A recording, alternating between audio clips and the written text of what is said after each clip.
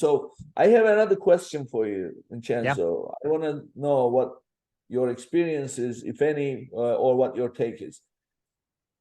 Now, it's one thing to run this campaign, but no campaign is going to tell you anything unless you can measure the results of it. So, how do you measure the results of this brand card abandoners campaign, or any other campaign for that matter? That here. Yeah. So basically, when you start running these campaigns, Amazon is going to give you metrics about what is happening with that campaign. Okay. So it's going to basically just very similar to what happens with vouchers, which you have access to how many people have redeemed it and so on. The same happens here, right? So the first thing that you have to consider with this kind of promotion is that once you create your initial promotion, you're going to have a different status, right? You're going to have the running status, which means it's already running. Then you have the complete, which means you already reached the budget or it's already been concluded. You have schedule, which means it's going to go live tomorrow in the next few days. You have cancel, which means midway you decide to cancel. Then you have pending, which means usually the first few hours is going to show as pending. And then you have fair, which is sometimes an issue. You have inventory or stuff like that. So once you launch it, you're gonna have a new dashboard, and in the dashboard you're gonna have the brand, the product name, which is basically the action of the campaign. You have the audience, the status, and then you have the discount. Okay, the discount you can always click on the edit button, and when you click on the edit button, the only thing you can change is gonna be the budget, which is what I went back, and also the end date. You can always keep extending this over and over. So be mindful of that. Don't worry if you don't put a very high enough budget, you're gonna change it. You can. The only thing you can't change is the discount. So very important. If you change your mind, cancel and create a new one. And then on the other dashboard, which answers your question, it tells you redemptions and it tells you sales. Redemptions has nothing to do with sales. Redemption is somebody clicking, adding the promotion to the cart, the same as voucher. They redeem it, but it doesn't tell you how many sales basically has generated. And the way basically you calculate the how effective this is based on the amount of redemptions and the amount of sales. You then calculate the percentage against the size of the audience. And if the percentage above standards, which is between 5 and 10%, that means you're having a good conversion there and people is really engaging with your promotion. If you're having something very low, like lower than 2%, that means actually not either. Most of the time the promotion is not high enough. So cancel it and launch one with a higher coupon. And that's how you measure your success and basically adapt from it. Yeah. How about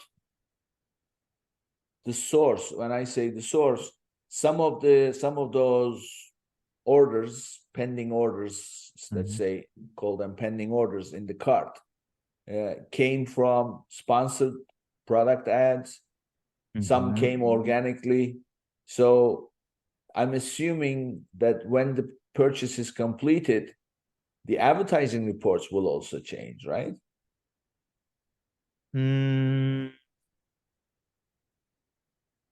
What happens to your ROAS? Your ROAS. Yeah, I was thinking because I actually remember on the PPC meeting, because we had some data that when going back to the PPC reports, we saw a discrepancy. And yes, remember that the PPC has also an attribution window that it goes back in time and basically the same as business report, it will update. So yes, if it's coming from ads and basically then you retarget, that sale is going to be attributed to the keyword that sale came from, basically.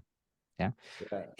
However, remember when it comes to attribution with ads, it has a limit as well. So it's not like, let's say somebody click on the ad 85 days ago, I'm pretty sure it's not going to be attributed to that keyword. However, if it's within the time frame of 14 days, okay, between 40 and 30 days, usually it should be attributed to that specific keyword. Yeah. So either way, it's going to show up in the business reports for that. Yes. Whenever the it's purchase for the business, regardless, but the ads, not, because the ads has a limit until how far you can attribute that to a specific ad, because otherwise you could have a campaign last year running for a queue and then it's going to be attributed to January last year. No, it has a limit basically. Yeah. And what is the limit on the ads? So the ads, So the attribution for the ads, from my understanding, is in this case 60 days. Yes, which is how far you can go with the reports. That's why I'm if you go more than 60, as I said, day 85, most likely Yeah. is it gonna be only on the business report. Yeah.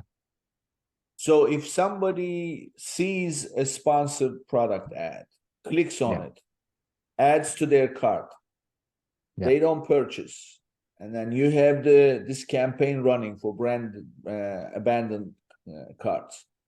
Yeah. Within, say, 3 weeks, during those 3 weeks, when you go check your advertising reports, you're not gonna see good, let's call it ROI, good ROI on that ad spend.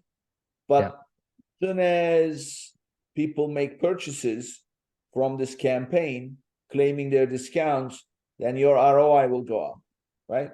It will get better. And at the same time, your business reports during those 3 weeks will show no activity as far as purchase, as far as conversion rate, ordered product, unit sales will not show anything for these items sitting in the cart. But the minute that the purchase is completed, the orders will, the reports will refresh. Yeah, That's that's correct. And actually, to make a correction here, because I'm just remember clarifying the 60 days. So the 60 days is how far you can go back in data when it comes to ads. But actually, remember the discussion I had with the team is actually attribution of ads is 14 days actually. So it's much shorter. Oh, Attribution 14. to ads, 14. Okay, So because I heard you mentioned 14 just a yeah, few yeah, yeah, minutes ago, but then yeah, you yeah. said I figured, okay. 60, how far you can go back in terms of Yeah. reporting, but 14, yeah. So in Yeah. 14 days, you paid $1 for the click. It came to the product page. They added to cart. For 14 days, it's not going to show any, your ROAS will be 0 on that Yeah. one click. And within that 14 days, this campaign targets them, then your ROAS will be Exactly. 100%. On the ads. Yeah. Or one, Exactly. 1 to 1. Yeah. Yeah. However, 14 days late, if they don't complete the purchase within 14 days, but this campaign goes up to 90, then your ROAS will show 0, Zero on but the your ads. reports will show conversion on that one click. Yeah, that's correct. That's correct. So it's going to look that like an organic sale. yeah, that is unfortunate because yes, the ads is basically usually it's gonna stay within the window 7 to 14 days as I initially mentioned.